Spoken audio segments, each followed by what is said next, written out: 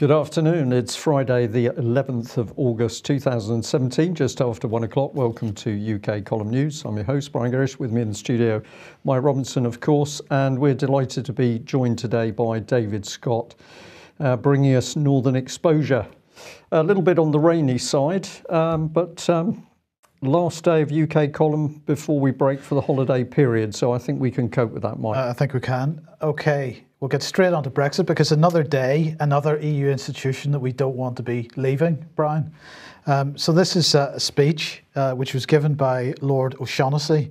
It was actually given on the 14th of July, but the government just published it today.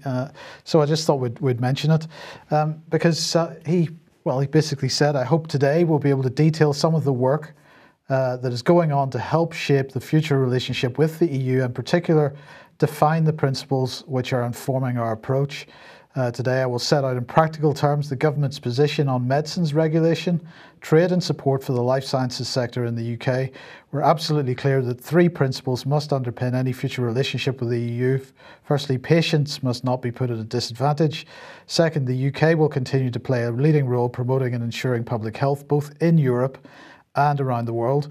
And third, industry must be able to get their products into the UK market as quickly and simply as possible, with the UK and Europe at the forefront of medical innovation.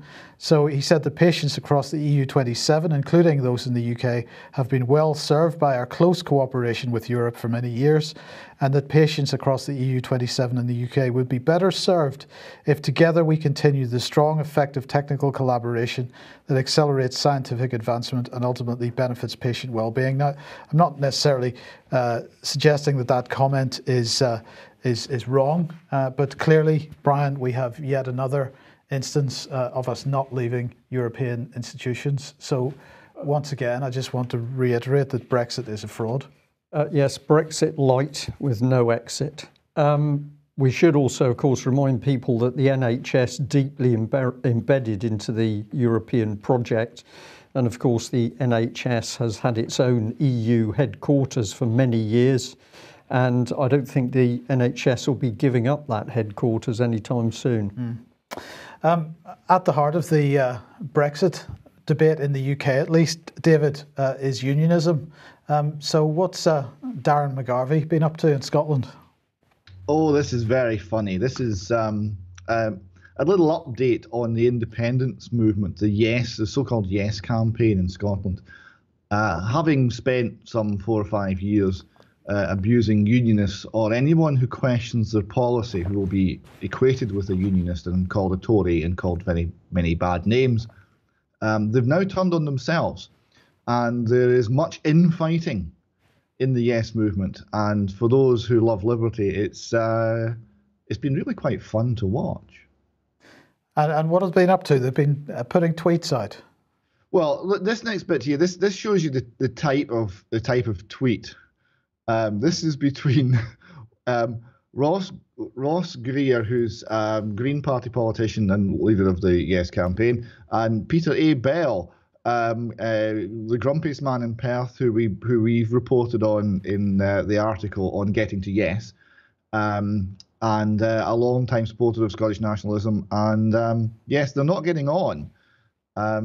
He called him a pathetic bag of snot, and what was the other one?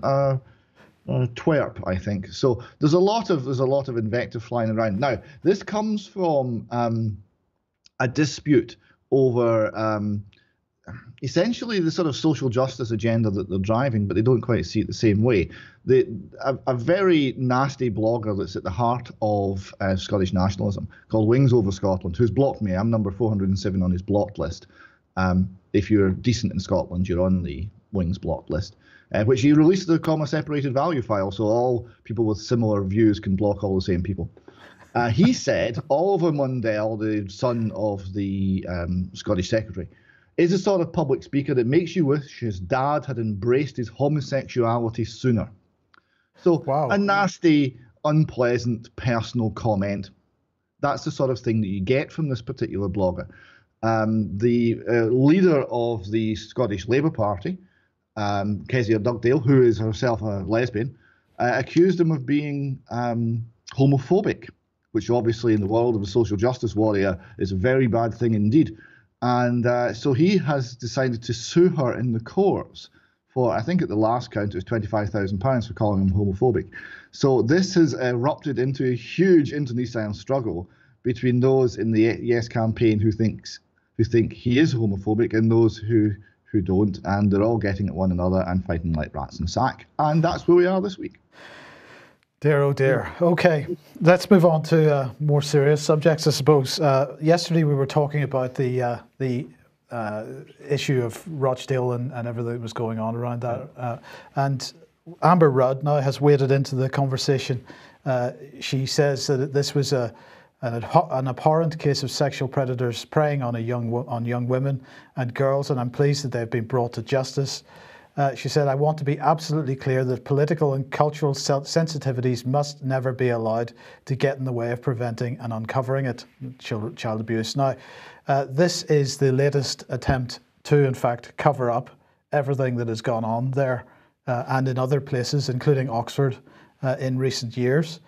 Because, of course, now what they're saying is that it was the unfortunate situation that these race crimes could not be investigated because the people that were committing these crimes would have been accused of being racist. This is the most ridiculous, unbelievable rhetoric I think I've ever heard. They're getting desperate, Mike. Absolutely. Clearly, So now we are not investigating criminal acts because we might be considered racist. This is nonsense. The Labour MP for Rotherham, sorry I said Rochdale, one of the other places of course that was affected by this, but Rotherham, the MP for Rotherham, Sarah Champion, said a fear of being called racist has prevented authorities from investigating the reasons behind sexual abuse cases. I find that language extremely interesting. Prevented authorities from investigating the reasons behind sexual abuse cases. They're not even at that point. They're supposed to be at the point of investigating the abuse cases themselves and bringing to justice anybody that has abused a child, not looking at the reasons behind it. So that maybe gives us a clue as to what's going on here. And then, of course, we have the usual suspects, Katie Hopkins coming out and saying, breaking news on Twitter, this was, Muslims say Muslim grooming gangs are not a Muslim issue. And the Muslims are absolutely right. This is not a Muslim issue. This is much, much broader than being a Muslim issue. Yes, these were Muslim Asian gangs in these cases, but David, it's not just Muslims. It is not just Muslims. It is most certainly not just Muslims. This is a blog from Calamity Cat, one of the researchers in Scotland. And she's looking here at some more information that we're in the process of assembling regarding Sir Nicholas Fairbairn.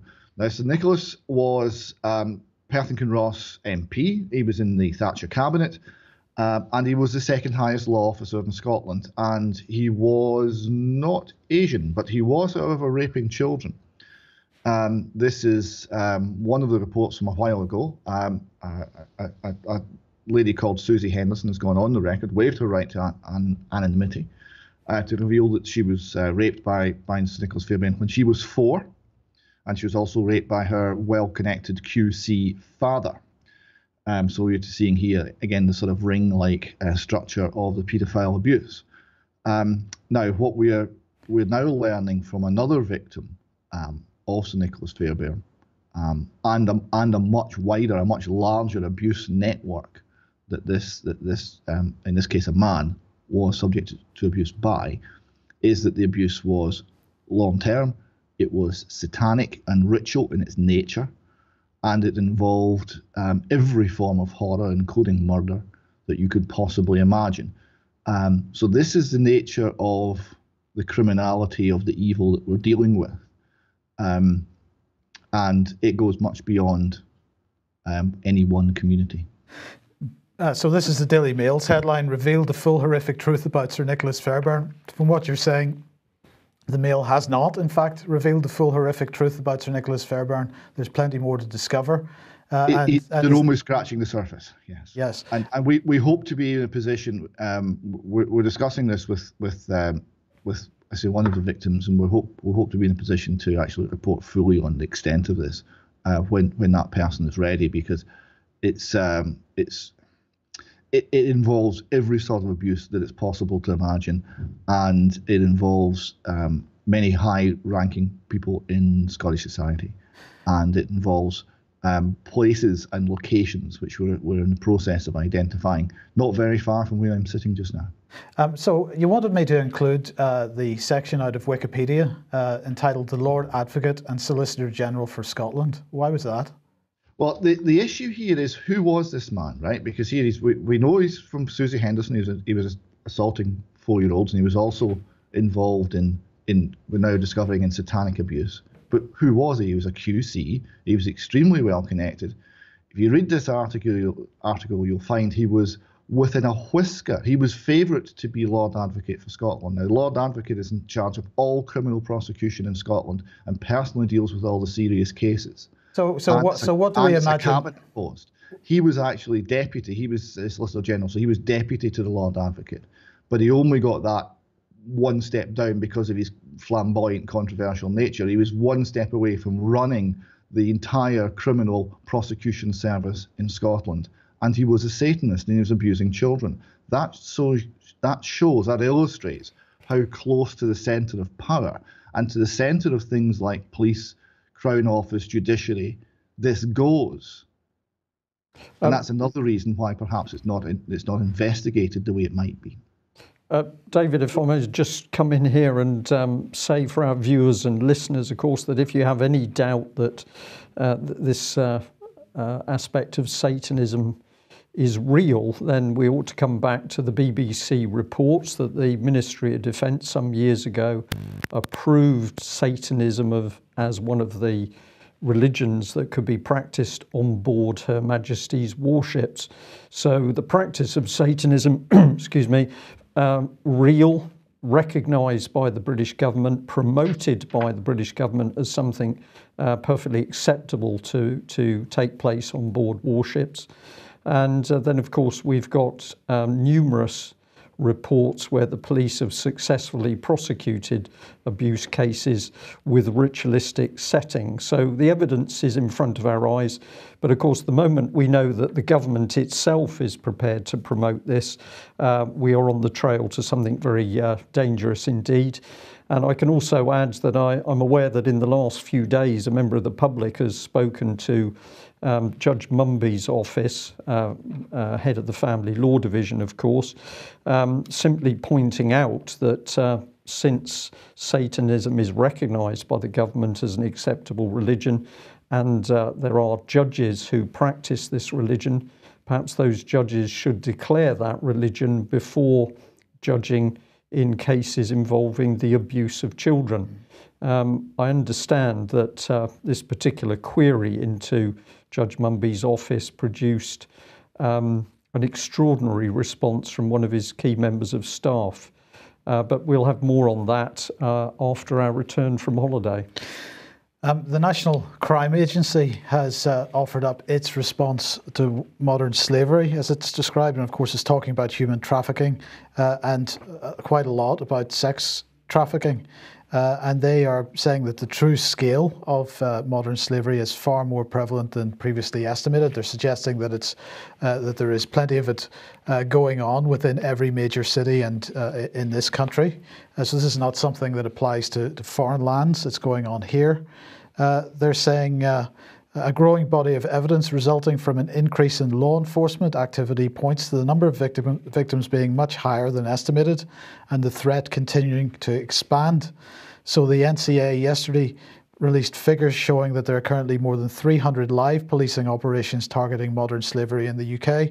More than a dozen of the highest risk operations targeting organised crime groups are being led by the National Crime Agency. Recent operational results of those, including the various arrests and other things going on. A lot of Eastern European involvement in this, and of course Eastern Europeans, not necessarily Muslims, Brian. And indeed, the gent that David is talking about, not Muslim. So, as I say, this goes well beyond being a Muslim problem. Well, the Asian Muslim issue, I believe, is a smokescreen. Is that abuse taking place in those communities? Absolutely.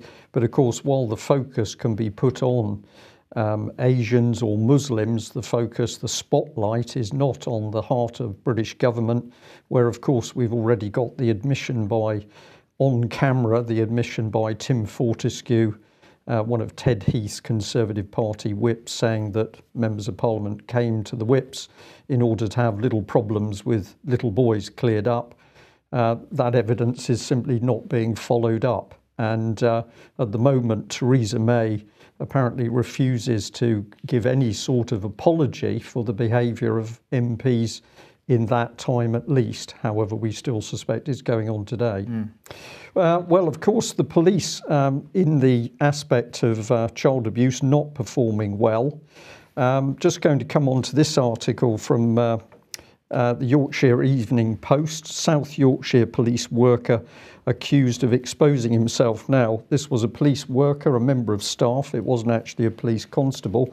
But this is one of a number of incidents, some of which do include the police themselves, where there does not appear to be appropriate activity.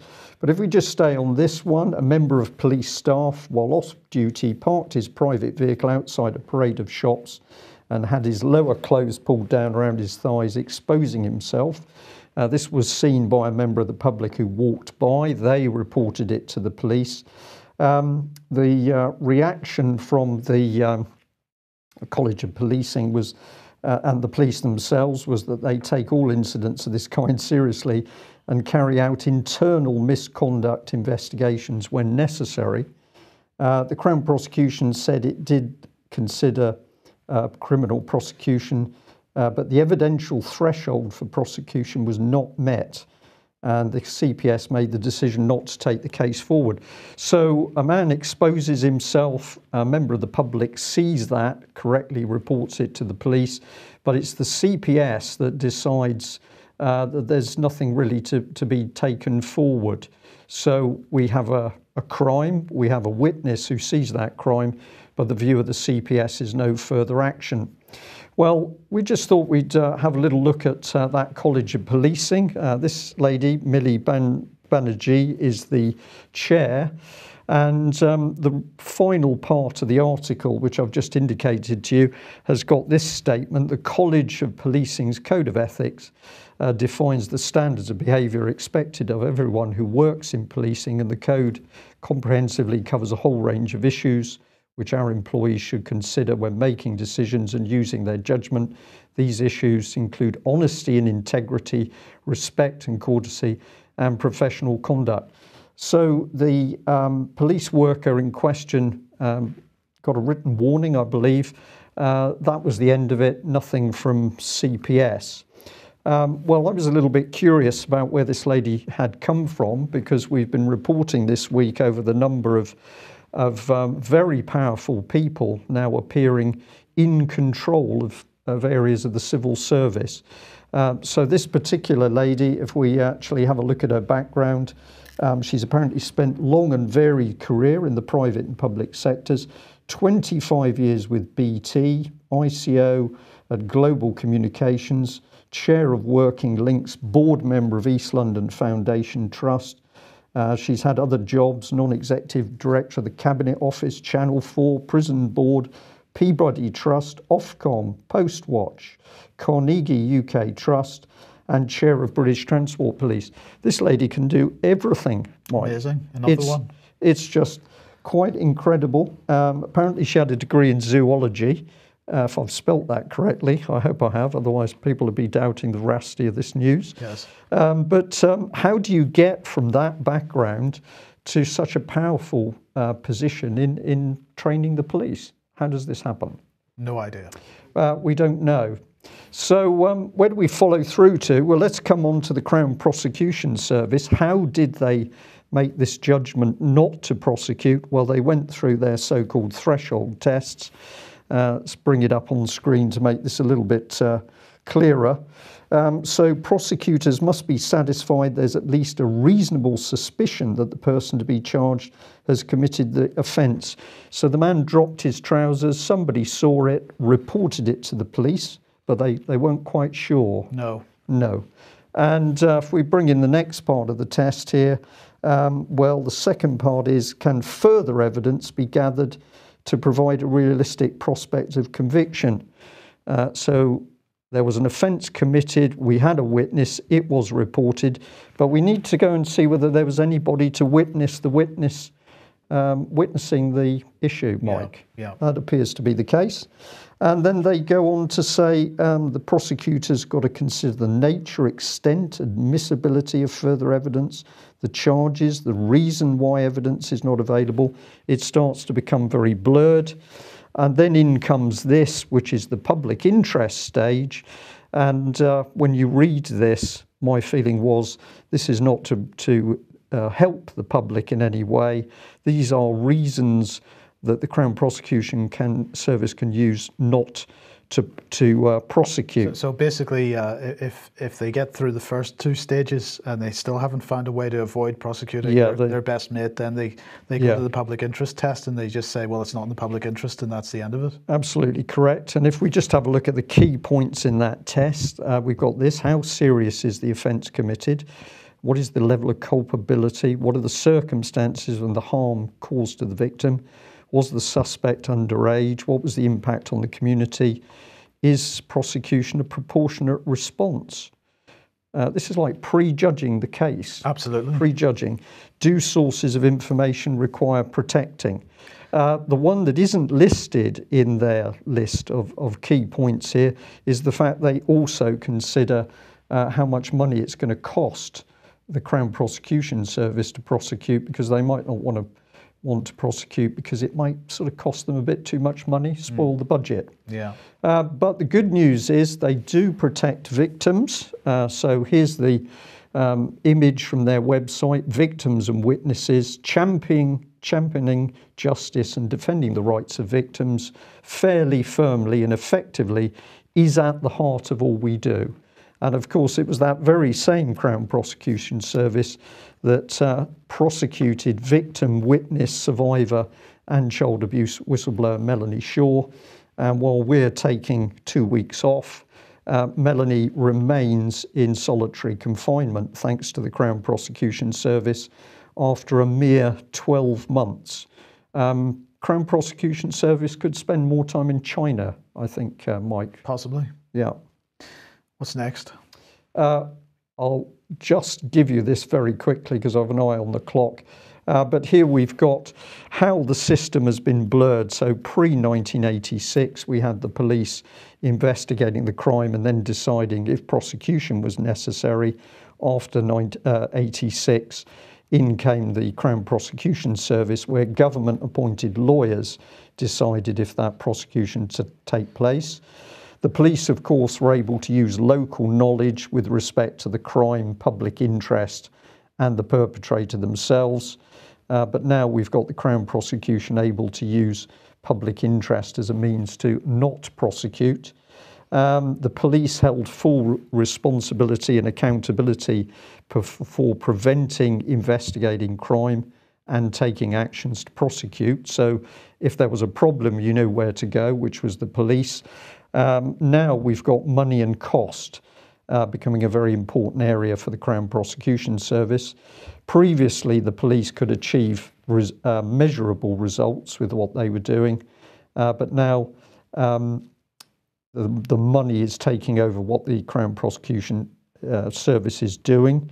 We also can say that local constabulary had relatively high independence from central government, but the CPS is fully government appointed and controlled. So it would appear, on the surface at least, that the Crown Prosecution Service is designed to confuse the system and make sure that prosecutions can be controlled. Yeah. Okay, let's come on to Grenfell Tower then, because the question is, where is the money going? Now, this is the Charity Commission has released some figures on this. About the donations that have been made since the Grenfell Tower fire 2 months ago now, and they show that less than 15% of the £18.9 million raised has been given to people who lost their homes or were affected by this. Now, of course, this is a subject that we covered in, I think, about 4 weeks ago now, so it's about time the Charity Commission caught up. But let's just have a quick look at what they've said here. This table shows the amount of money that has been collected and the amount of money that has been distributed. And on the second page of this table, they show the organisations that the money has gone to. But what's interesting is that they have given a breakdown of the money going to what they describe as distributing organisations. So these are organisations which are then tasked with distributing the money further. So the Charity Commission claiming to be completely transparent here and making sure that we know exactly what money has been collected and who that money has gone to, but that is as far as it goes to the distributing organisations. We do not know where that money has gone to since that point. However, they produced a further document, and it was this one, which was all about how the types of grants that are available to people that have been affected by the Grenfell Tower fire, and where they can get that money from. So I've just put one example here. This is from about halfway down this page. It says, for each household in Grenfell Tower and those households from the surrounding area that will never be able to return to their homes, there is a £2,000 emergency grant. And there's £10,000 as a Fresh Start grant. And in brackets it says, please note this is in addition to the Fresh Start grant separately offered by the Kensington Chelsea Foundation. Kensington Chelsea Foundation, one of the organisations that is described as a distributing organisation. But of course, what the Charity Commission doesn't do is make any mention of the effect that such grants will have on people's benefits received from the Department for Work and Pensions. And we already know that the original £5 million tranche of money, which was given out as an interim payment by the government, which was £500 in cash immediately and £5,000 put into people's bank accounts, we already know that when people were accepting that the DWP was coming along and saying, "Oh, well, sorry guys, you've now got too much money in your bank account. We're cutting your housing benefit, or we're cutting other benefits." So what is the effect of these people receiving this money on their benefits? Because if they are being affected in this way, they're not going to take the money. In which case, I come back to the original question. We now know which distributing organisations have received the £2.5 million that's been distributed so far. Where has it gone after that? Because all that we've heard so far is that it is not getting to people on the ground. And we can say to our audience today, please give us some help with this. This is exactly the sort of thing that Freedom of Information Act can assist with. If you get in your questions to these organisations, if they're taking government money, they're also caught up in the Freedom of Information Act. So it should be possible to ask for this information. If they refuse to give it, I think we're beginning to understand that the money is missing. Just briefly, David, any comments? On Grenfell, yeah. the money is a very strange situation because a huge amount of public outpouring of sympathy happened at that point. And we know that the British public under such circumstances is extremely generous. And if this had been in any way properly organised, there would be ample money available within that community for anything that was needed. And yet the states moved in. It all seems to have been seized and centrally administered, and it's now completely opaque to the people of Grenfell, and that's very worrying. Just one point I would also go back to, you mentioned earlier on the trafficking industry. Just to put this in scale, and thanks to Vicky Vaughan Blackwood, one of the speakers at Fresh Start Foundation conference, for this information. The Office of National Statistics has answered the question, how many prostitutes are there in the United Kingdom? And the answer is 60,879. And that generates £5.314 billion per year on UK GDP. But that's only female prostitution. If you add in male prostitution, the total comes up to £8.86 billion per year. So that's the scale of trafficking that's going on in the UK. Yes, and of course that puts the meagre budgets that law enforcement has to try to cope with this in a bit of perspective, and that is the business model that they run. Now, just before I mention holidays, Brian, I just want to say thank you to everybody that wished me a happy birthday on Facebook yesterday. Unfortunately, it wasn't actually my birthday because I didn't particularly want to tell Facebook what day my birthday was. But anyway, your best wishes are much appreciated nonetheless, and thank you very much for that. But we are on holiday as of this afternoon for the next couple of weeks. We'll be back on Thursday, the 31st of August, and hopefully with fresh enthusiasm. Yes, I'm sure that'll be true. Somebody did mention a hamster wheel to us, and we have to say production of the news can occasionally be a little bit hamsterish. Tonight, Humanity versus Insanity. Ian Crane is in the studio. He will have Dr. Graham Downing with him. They're talking about the scandalous promotions, is how they're describing it. Who's screwing your kids? WHO being the World Health Organization. The scandalous promotion of teen sexual deviancy and the HPV agenda is what it's about tonight at 7:30, ukcolumn.org/live. And then at 9 o'clock, Fracking Nightmare. And I'm quite sure Ian will be discussing further the INEOS injunction that we talked about on the news a day or two ago.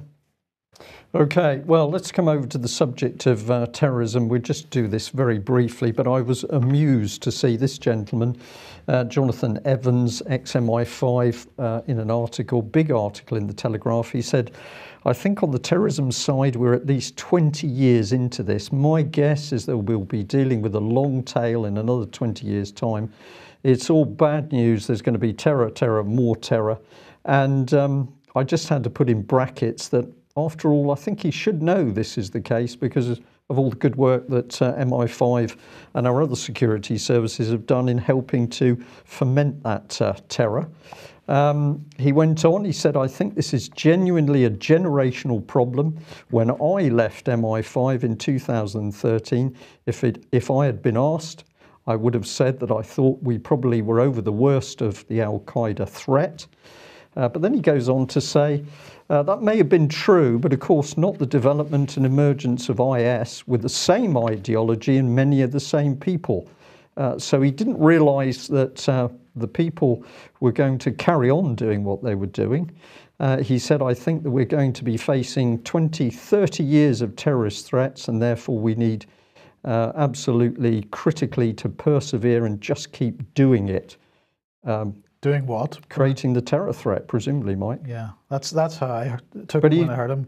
He's smiling while he's saying this. I think he's got a very smug, self-satisfied expression on his face. They've done a good job creating the terror, and we're going to have to put up with it for at least another 30 years. Of course, the other terror which is being imposed on us at the moment is the fire and fury of North Korea. Now, Donald Trump absolutely using pretty strong rhetoric with regard to North Korea, and yet all the while he and his key staff are in the background negotiating, and not just him, because Russia are negotiating as well. Lavrov met up with the North Korean Foreign Minister Ri Yong-ho the other day. So did the Chinese, so they're trying to sort the problem out as well. Lots of people trying to talk about the thing. Even Tillerson was saying talks with the right expectation of what those talks will be about was what was in his mind. So, you know, there is the public face of what Trump is doing, which we could discuss why he's doing that. I think, for a start, he's intentionally winding up the mainstream media. I think he's having some fun winding up the mainstream media while there's this kind of back channel going on under the surface. You might say that that's a dangerous thing to do, but on the other hand, the mainstream media absolutely out of control with regard to Trump, so I don't think I can really blame him for it if that's what he's up to. Alternative explanation, it might be that he's simply saying what he's saying with a view to improving the share price of certain defence contractors, defence companies. But in the meantime, who's driving it? Well, as we mentioned The Economist the other day, other mainstream media driving it, British government absolutely hoping that Trump and North Korea get to it as quickly as possible. And in order to help, they're sending RAF jets to spy on Kim Jong-un in North Korea.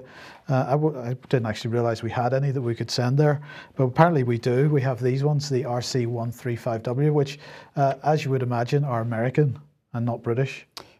Yeah, I'm just interested in the rivet joint bit, Mike, because there used to be a joke about an aircraft called the Shackleton, which was described as rivets flying in close formation. Right. So I don't know whether they've progressed over the build of this aircraft. Well, this is a Boeing, so you would hope they might have. But anyway, a source close to the situation with these RAF aircraft going over to North Korea said, although a conflict between North Korea and America and their allies is unthinkable, everything that can be done is being done to prepare for it if it happens. So there you go, that's good. The Australians, according to the Financial Times, this is Malcolm Turnbull, who of course is another extremely level-headed Western leader. He is saying that he will invoke the Mutual Defence Pact if North Korea attacks the United States. So we're all piling in on this. Getting back to Trump himself and the people he has around him, it's been a long topic of discussion between Patrick Henningsen and myself as to the various personalities in and around him, and we absolutely, unfortunately, agree with New Republic here that Mike Pence is probably, who's the vice president, is probably, well, not the controller, but the one person that is absolutely doing everything he can to agitate, undermine any possibility of a shift in position for the United States with regard to Russia, with regard to China, and North Korea being used as the sort of piggy in the middle in that particular discussion. But Mike Pence doing everything that he can possibly do to undermine any moves that Trump may have to try to normalize relations between these countries. Interesting situation. Just before I put up a slightly amusing slide, David, has Scotland been threatened by the North Koreans at all? No, we're emulating the North Koreans, so they're no threat to us. On the subject of amusing things, I mean, you just read out there that a conflict is unthinkable, but we're engaged in detailed plans for it. This is now life imitating art. The film In the Loop had the memorable line that war is neither inevitable nor is it evitable. And that was the line that they were following there. So we seem to be doing much the same thing. Absolutely. Okay, well, we just popped this on screen. I enjoyed reading this from the Mail. This is quality journalism. Meanwhile, Britain has put its own intelligence agencies on high alert, with MI6 and the listening station GCHQ gathering information to glean information about how other countries are preparing to take on Kim Jong-un. Good stuff. Brilliant. Is that fake news? I would have thought it's pretty close to it. We're gathering information to glean information about how other countries are preparing. Aren't the countries that are going to take on Kim Jong-un our friends? Possibly. Or maybe these are friendly terrorists that we're not sure whether they're friendly or not. This is, sorry, let's just bring it in here. Utter dross. Yes. Absolutely. Room 101 for that, I think. Yeah, I think so. Right, David, let's talk diversity then. Yes, James Damore is the Google engineer who was unwise enough as to have an opinion. He wrote a little piece, and it was entitled "The Echo Chamber of Google's Ideological Echo Chamber." Was the piece he wrote. Having gone through some interesting sort of retraining and reframing that he wasn't very comfortable with. This was all done verbally. There was nothing ever written down, and he felt very uncomfortable with the push towards greater diversity, greater female representation, etc., as an end in its own right. Nothing to do with the good of the company, the skills that you're employing, the end product, the service or product that you're delivering, nothing to do with any of that. So he wrote a memo on this, and it was circulated quite widely on the internet, for which he was, of course, fired on the spot, despite having a sterling record and being a model employee and extremely good at his job by all accounts. That didn't seem to count for anything. He was guilty of wrong thinking. He had to go. Now, normally, this would be the end of the matter, but times are changing, and it appears that there is, in fact, a backlash. the internet, the people, the wide dispersed network that is a lot of individual thinking human beings all across the planet, are not happy at this.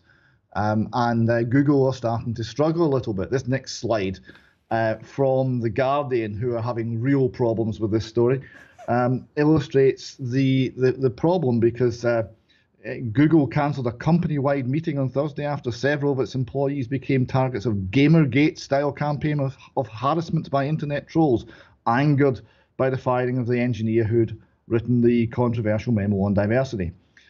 Quote, "We had hoped to have a frank, open discussion today, as we always do, to bring us together and move forward," says CEO Sundar Pichai. But following the leak of proposed discussed question, he said Googlers, which is the term they use to describe their employees, were being personally named on websites. Oh, the horror. Googlers are writing in, concerned about their safety and worried they may be outed publicly for asking a question at the town hall. So you see, they're not able to campaign against or for this diversity idea, political correctness idea within the company in secret. Right? People are finding out, and it's being broadcast, and they're not very happy when it's being broadcast. Now, the next slide illustrates again the problems the Guardian are having with understanding the modern world. Because here, and you can tell in this piece the envy in the Guardian's piece. They said fired Google memo writer gives first big interview to right-wing YouTubers. Who are these terrible right-wing YouTubers, you ask? Is it Stormfront? Is it neo-Nazis? No, it's Stefan Molyneux, who's got the biggest philosophy website in the world, and the gentle Professor Jordan Peterson, who's a very centrist man who's campaigning for free speech. So these are the horrible right-wing YouTubers they're talking about. Damore, who argued in his memo that biological differences between men and women can contribute to the gender gap in the tech industry, gave a lengthy interview to Stefan Molyneux and Jordan G. Peterson, who have both large followings on YouTube, and espoused anti-feminist views. Oh, the horror. So you see there that the Guardian realizes it's losing its audience, it's losing its power to shape opinion. It's not very happy about it, and there is a backlash. Very interesting developments indeed. The backlash goes on. This is the Mail Online. Fired sexist memo.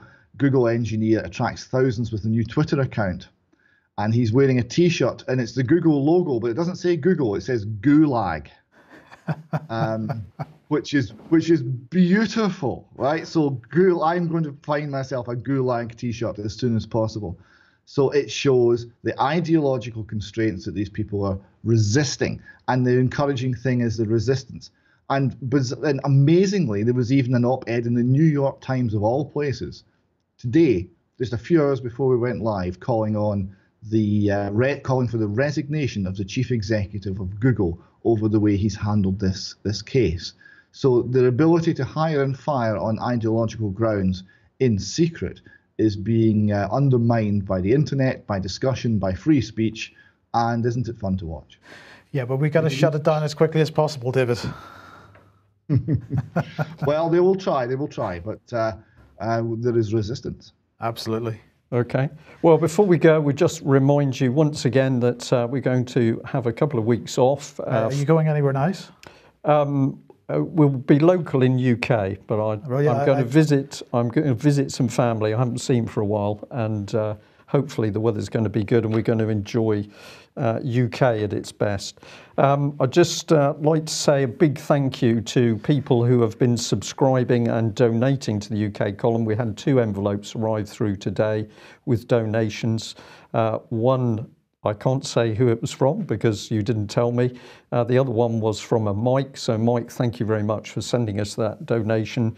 We do appreciate the support that we get. We constantly say we need more ongoing support because we want to expand the quality of news that we're putting out.